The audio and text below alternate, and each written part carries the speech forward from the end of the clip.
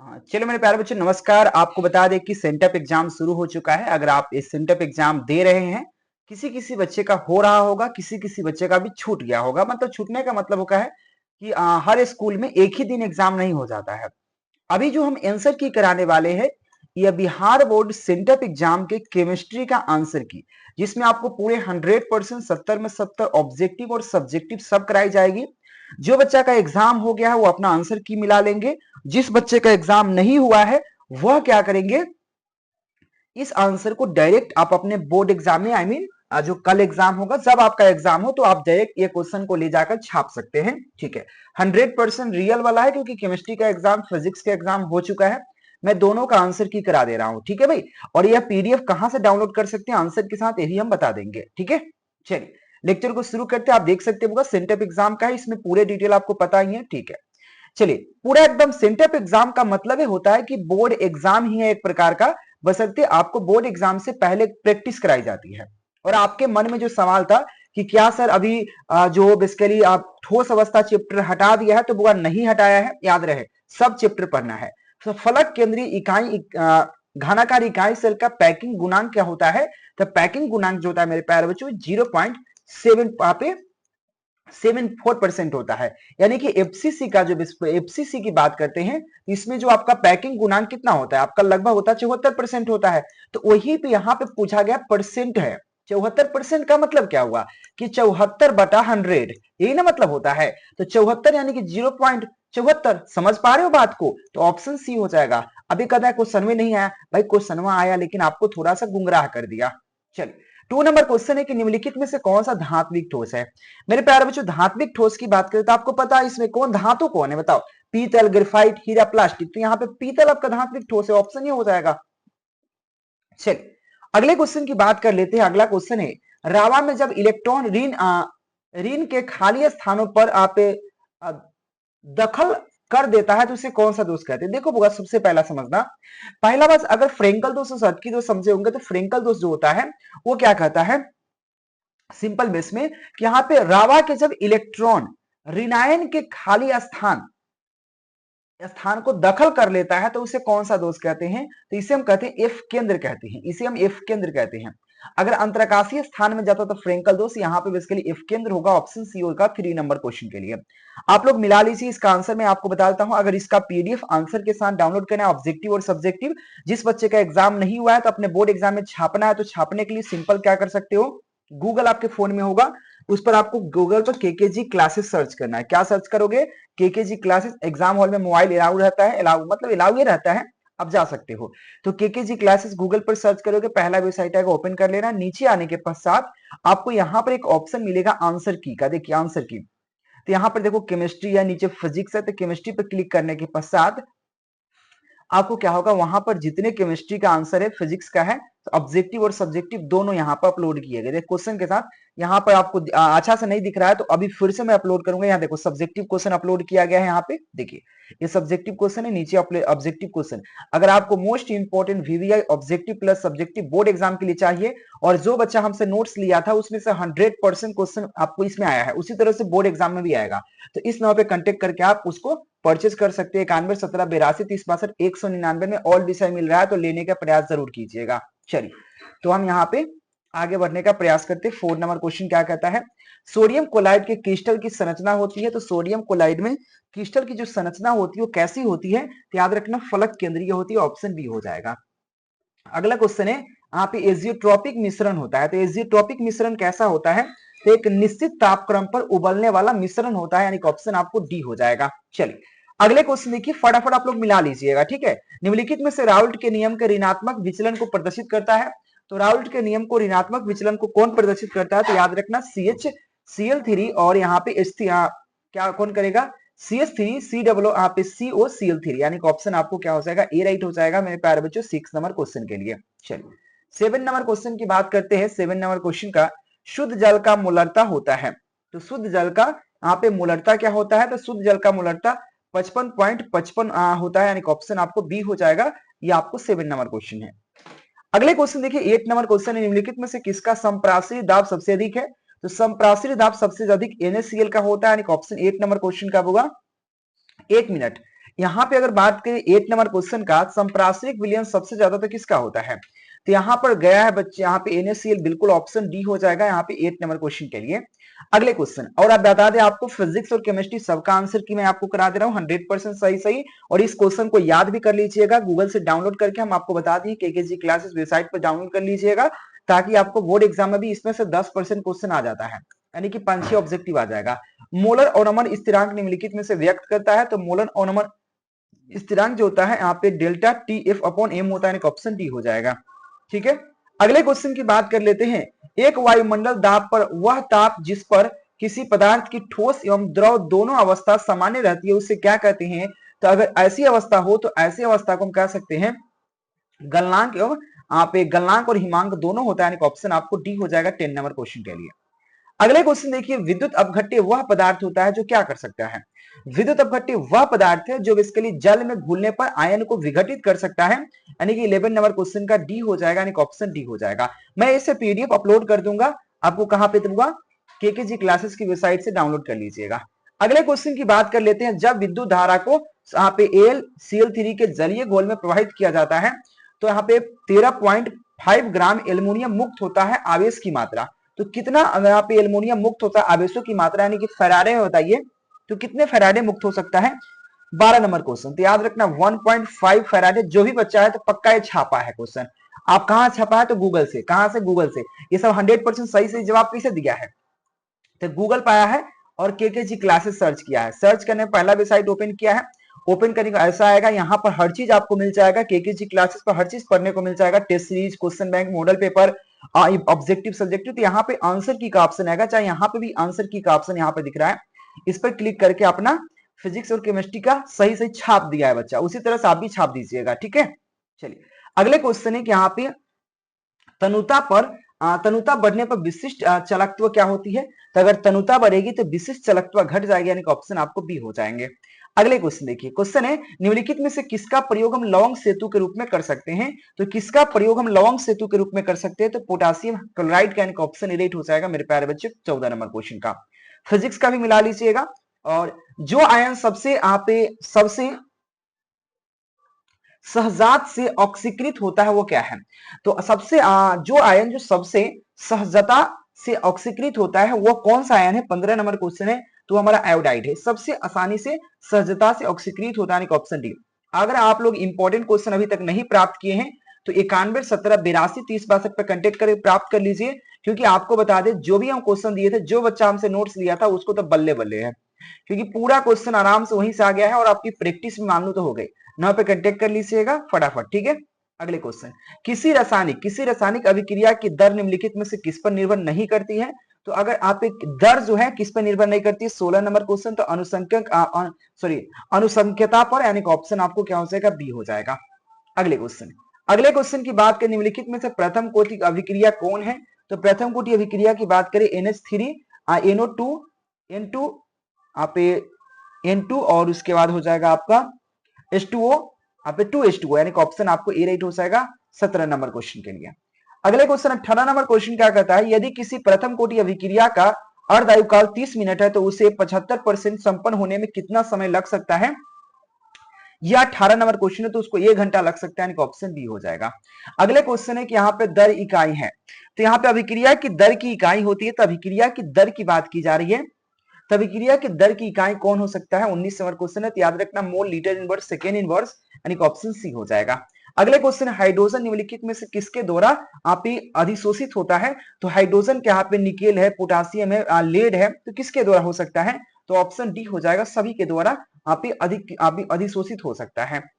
अगले क्वेश्चन है किसी ताजा अवशोषित पदार्थ से उपयुक्त विद्युत अपघट्य डालकर कोलाइडे विलयन बनाने की क्रिया को क्या कहते हैं? तो उस क्रिया को हम लोग कहते हैं यहाँ पे पेंटीकरण कहते हैं। मेरे प्यारे बच्चों, यह क्वेश्चन बहुत प्यारा है और बिल्कुल लेवल का क्वेश्चन पूछा है, तो मैं हो सकता हूं कि सेंटअप एग्जाम के प्रीवियस 4 साल का सेंटअप एग्जाम का क्वेश्चन हम करा देंगे, ताकि आपको गर्दा उड़ जाएगा क्वेश्चन देख के। क्वेश्चन 22 नंबर क्वेश्चन क्या कहता है? निम्नलिखित में से कौन सा द्रव से नहीं कोलाइड है? तो द्रव से नहीं 22 नंबर कोलाइड, तो आपको पता है कौन सा यहाँ पे स्टार्च सॉल्ट, यानी ऑप्शन आपको डी हो जाएगा, स्टार्च हो जाएगा। 23 नंबर क्वेश्चन देखिए, 23 नंबर क्वेश्चन की बात कर लेते हैं। क्वेश्चन है अधिशोषण में मुक्त ऊर्जा कहलाती है। तो अधिशोषण में मुक्त ऊर्जा क्या कहलाती है मेरे प्यारे बच्चों, प्लीज जवाब देने की प्रयास कीजिएगा और एक बार शेयर कीजिएगा कि अधिशोषण में मुक्त ऊर्जा कहलाती है। 23 नंबर क्वेश्चन है, तो याद रखना अधिशोषीय ऊर्जा यानी कि ऑप्शन आपको सी हो जाएगा। 24 नंबर क्वेश्चन कहता है किसी अयस्क में प्रगलन के समय फ्लक्स को क्या कार्य है। तो अयस्क में प्रगलन के समय जो फ्लक्स होता है उसका मुख्य कार्य क्या है, तो याद रखना यहाँ पे गैंग को निकालना यानी कि अशुद्धि को निकालना, ऑप्शन आपको बी हो जाएगा। अगले क्वेश्चन विद्युत अपघट्य विधि से निम्नलिखित में से किसका निष्कर्षण होता है। तो विद्युत अपघट्य विधि से निम्नलिखित में से हम किसका निष्कर्षण कर सकते हैं, धातु क्षार धातु का, एल्युमिनियम का या क्षार मृदा धातु का। तो 25 नंबर क्वेश्चन का ऑप्शन डी हो जाएगा, सभी का कर सकते हैं। अगले क्वेश्चन देखिए, क्वेश्चन है यहाँ पे प्रक्षेप्य शोषण यहाँ पे शोधन विधि से प्राप्त किया सकता है। तो प्रक्षेप्य शोधन विधि से प्राप्त किया है तो क्या प्राप्त कर सकते हैं मेरे प्यारे बच्चों, तो याद रखना अत्यंत ही विशुद्ध धातु को प्राप्त कर सकते हैं, ऑप्शन डी हो जाएंगे। आइए अगले क्वेश्चन देखिए जरा, निम्नलिखित में से किस धातु को निष्कर्षण निक्षालन विधि से किया जाता है। तो कौन ऐसे धातु है जिसका बेसिकली यहाँ पे निष्कर्षण निक्षालन विधि से कर सकते हैं। 27 नंबर क्वेश्चन है, तो याद रखना यहाँ पे निक्षालन विधि से हम लोग एल्युमिनियम यानी कि एल एजीयू और यहाँ पे एयू तीनों का कर सकते हैं। यहाँ पर प्लीज इसका जवाब आप लोग दीजिए फटाफट। क्वेश्चन कहता है यहाँ पे निम्नलिखित में से किस धातु का निष्कर्षण निक्षालन विधि से कर सकते हैं, बताइए। निक्षालन विधि से किस धातु का किया जा सकता है बुआ, ये क्वेश्चन आपसे कही जा रही है।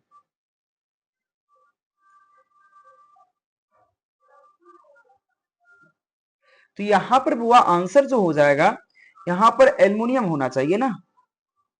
निक्षालन विधि से हम लोग नहीं, निक्षालन विधि सब होना चाहिए, ऑप्शन डी होना चाहिए, बिल्कुल डी हो जाएगा। निम्नलिखित में से किसका जल अपघटन नहीं होता है। तो जल अपघटन किसका नहीं होता है, वो 28 नंबर क्वेश्चन है।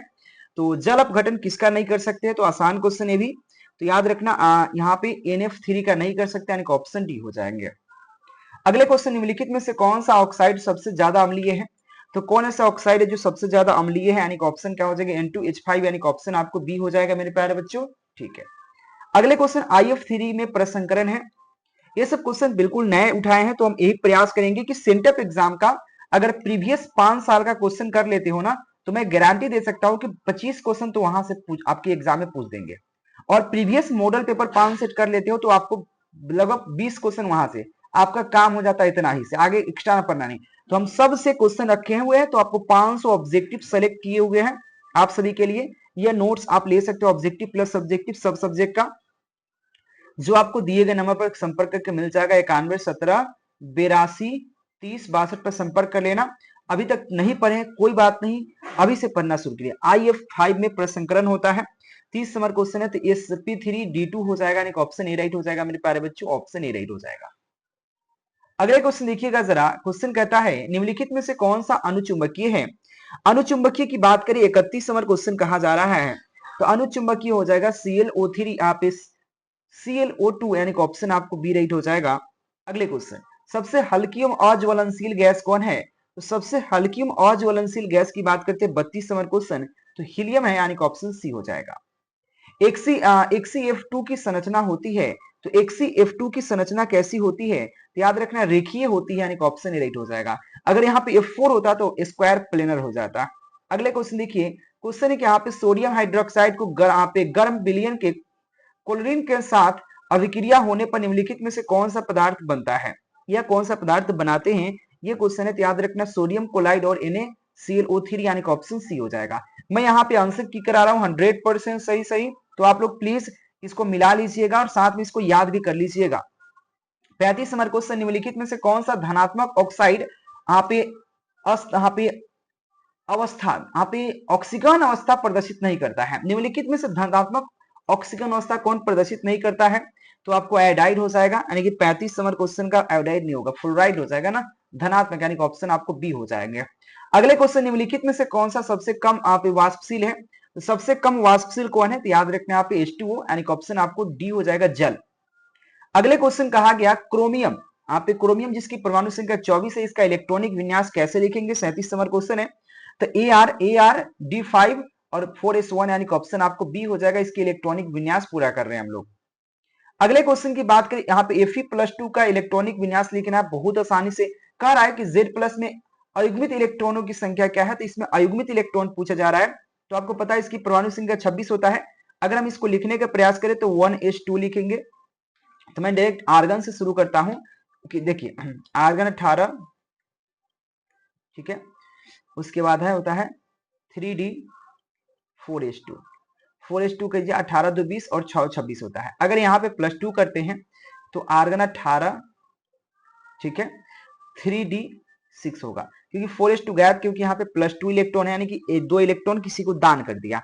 इस अवस्था में अगर बात करें, डी ऑर्बिटल है, डी ऑर्बिटल में टोटल 10 इलेक्ट्रॉन भर सकते हैं, 10 और ऑर्बिटल, यानी कि देखो 3 10 तो 6 है यहाँ पे इलेक्ट्रॉन, 1 2 3 4 5 6, तो यहाँ पे 4 ऑर्बिटल क्या है, अयुग्मित है, यानी कि ऑप्शन क्या हो जाएगा, ए राइट हो जाएगा। अगले क्वेश्चन की बात कर लेते हैं। क्वेश्चन है लेंथेनाइट संकुचन किस तथ्य के लिए उत्तरदायी है। तो लेंथेनाइट संकुचन जो होता है, आप ZR और HF के परमाणुविकता त्रिज्या लगभग समान होती है, इसके लिए उत्तरदायी यानी कि ऑप्शन सी हो जाएंगे। ये आप डायरेक्ट आप गूगल से छाप सकते हैं, गूगल पर केकेजी क्लासेस सर्च कीजिएगा, पहला वेबसाइट अगर ओपन कर लीजिएगा, आप एग्जाम हॉल में कर सकते हैं, और पहला वेबसाइट ओपन करने वाला कुछ ऐसा आएगा, उसका आंसर की में जाइएगा तो आपको देखिए ऊपर में मिल जाएगा, और यहाँ भी, तो यहाँ पे केमिस्ट्री और नीचे फिजिक्स, इस पर क्लिक करके अपना आंसर डायरेक्ट यहाँ से कर सकते हो। और नोट्स पीडीएफ के लिए इंपॉर्टेंट क्वेश्चन के लिए दिए गए नंबर पर संपर्क कर सकते हो हमें। अब देखो हमारे नोट्स से ही सब क्वेश्चन आया है, देखो नोट्स से में से यहाँ पर डाल दिए हुए हैं, तो थोड़ा सा पढ़िएगा अच्छा से, सब्जेक्टिव क्वेश्चन बिल्कुल आ चुका था। अगले क्वेश्चन देखिए 41 नंबर क्वेश्चन है यहाँ पे, K3Cr C2H4 का होल थ्राइस में क्रोमियम की समन्वयन संख्या। देखिए अगर समन्वयन संख्या याद करना हो तो आपको बता दें 41 नंबर क्वेश्चन, तो कैसे ज्ञात करेंगे। अगर बात की जाए तो समन्वयन संख्या यहाँ पे ऐसा हो जाएगा, इसका हो जाएगा 6, पहला बात 6, हाँ 6 और 3, देखो समन्वयन संख्या 6 हो जाएगा, कैसे बताता हूं, क्योंकि द्विधांतुर लिगेंड है 2 × 3, तो यहाँ पे टोटल हो जाएगा 6, यानी कि 6 हो गया, तो 6 ऑप्शन एक ही में, यानी कि ऑप्शन एडिट हो जाएगा आपको 41 नंबर क्वेश्चन के लिए। अगले क्वेश्चन, और बच्चा कोई बच्चा जो था यहाँ पर बनाया है क्या, तो गलती ये बना दिया उसको। अगले क्वेश्चन देखिए K3Al, ऐसे मैं IUPAC सीनियम और इसका ऑक्सीकरण का ज्ञात करना सिखाऊंगा। K3Al यहाँ पे Al C2O4 का होल थ्राइस का IUPAC सीनियम। देखो सबसे पहले पोटेशियम है तो पोटेशियम लिख दीजिए, उसके बाद आपको लिगेंड का नाम लिखना पड़ेगा, तो लिगेंड का नाम तो लिखना ही पड़ेगा भैया। तो लिगेंड का नाम क्या लिखिएगा, यहाँ पे ट्री है तो यहाँ पे लिखिएगा ट्राई, यानी कि टेट्रा लिख सकते हैं, ट्राई लिख सकते हैं। तो आपको 42 नंबर क्वेश्चन की बात हो रही है, तो वहां पे क्या लिख सकते हैं 42 नंबर क्वेश्चन के लिए ट्राई। हाँ यहाँ पर तो थोड़ा सा 0, ठीक है, +3 तो ठीक है। पहला बात यह नहीं होने वाला है, यह भी नहीं होने वाला है। Try ऑक्सलेटो aluminate, try ऑक्सलेटो aluminate, 1 minute मेरे प्यारे बच्चों, इसका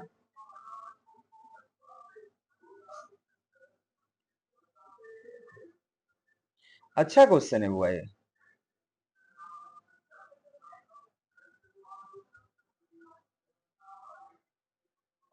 हाँ पोटासियम आप ट्रिश ऑक्सलेटो एल्यूमिनेट 3 हो जाएगा ना, ऑप्शन आपको क्या हो जाएगा, डी हो जाएगा।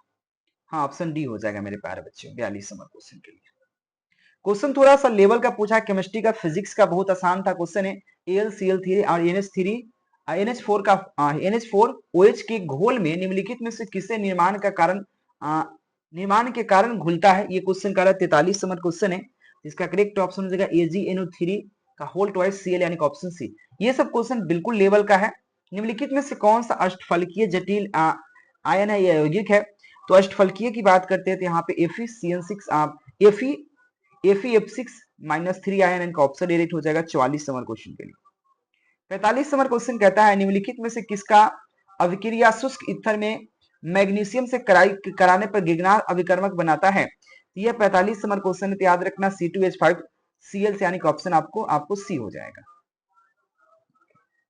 आप लोग एक बार शेयर कीजिएगा, चैनल को भी सब्सक्राइब कर लीजिएगा।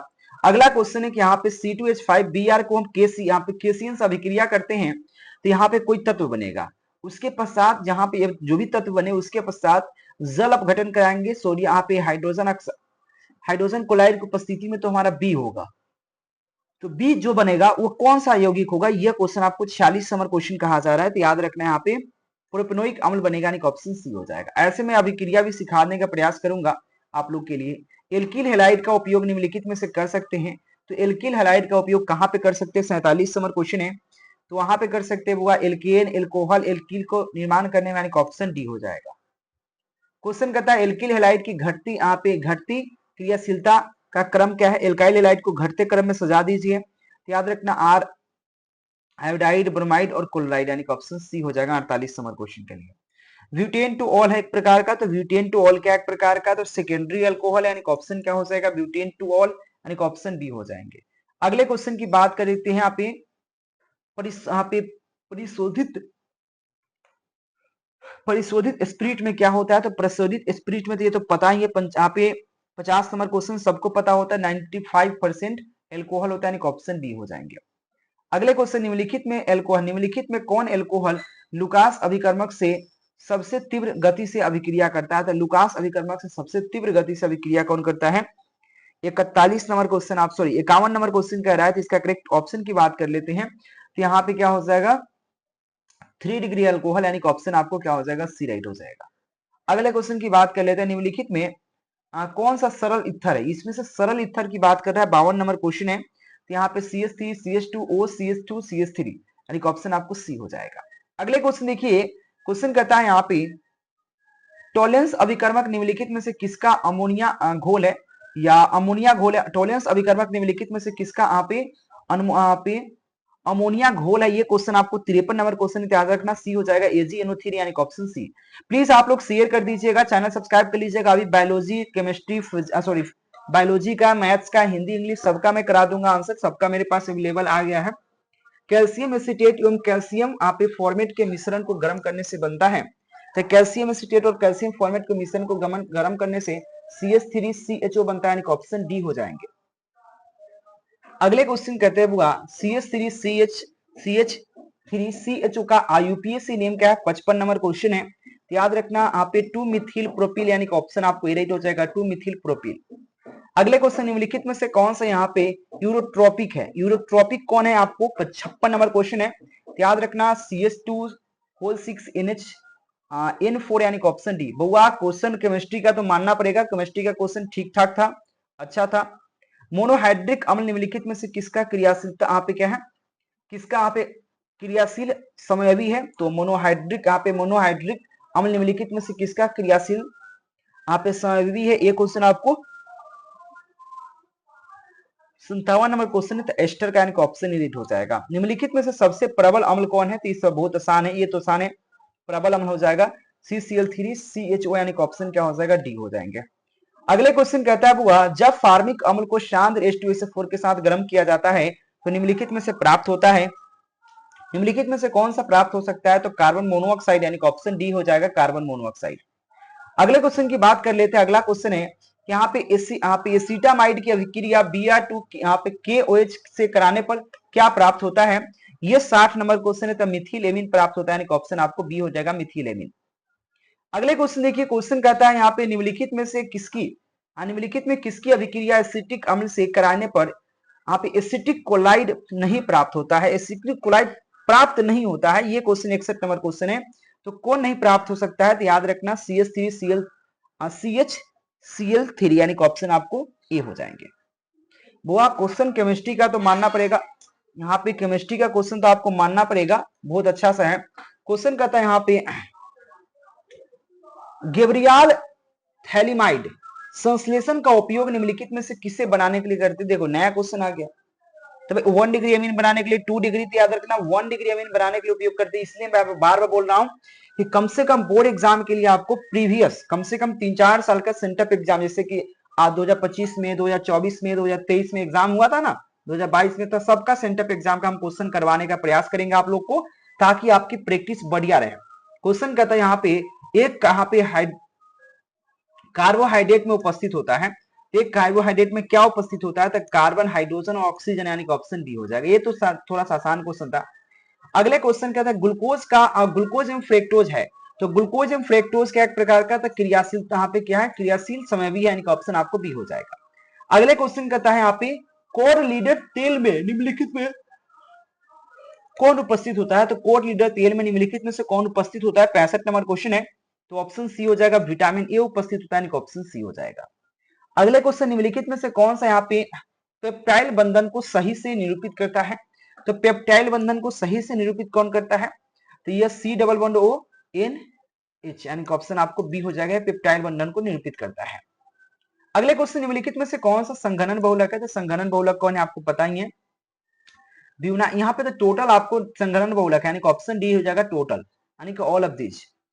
अगले क्वेश्चन की बात कर लेते हैं आप पेंसिलियम, सॉरी यहाँ पे एम्पिसिलिन एक है, यहाँ पे एम्पिसिलिन एक प्रकार की क्या है? तो एम्पिसिलिन एक प्रकार का यहाँ पे एंटीबायोटिक है, यानी ऑप्शन बी राइट हो जाएगा। यह आपको लास्ट चैप्टर से पूछ रहा है क्वेश्चन। अगला क्वेश्चन है, नाइनोन बनाने में कौन सा आप एक कच्चा पदार्थ का उपयोग करते हैं? नाइनोन बनाने में हम लोग कच्चा पदार्थ कौन सा प्रयोग करते हैं? तो याद रखना एसिटिक अम्ल, आप एडिपिक अम्ल, यानी कि ऑप्शन सी हो जाएगा। 70 नंबर क्वेश्चन, निम्नलिखित में से किसका उपयोग निश्चितक के रूप में कर सकते हैं? तो निश्चितक के रूप में हम लोग किसका उपयोग कर सकते हैं? N2O का, यानी कि ऑप्शन आपको बी हो जाएगा। मेरे प्यारे बच्चों एक बार शेयर करना। 70 क्वेश्चन तो आपका कितना सही हुआ बताना, अपना लेवल बताना।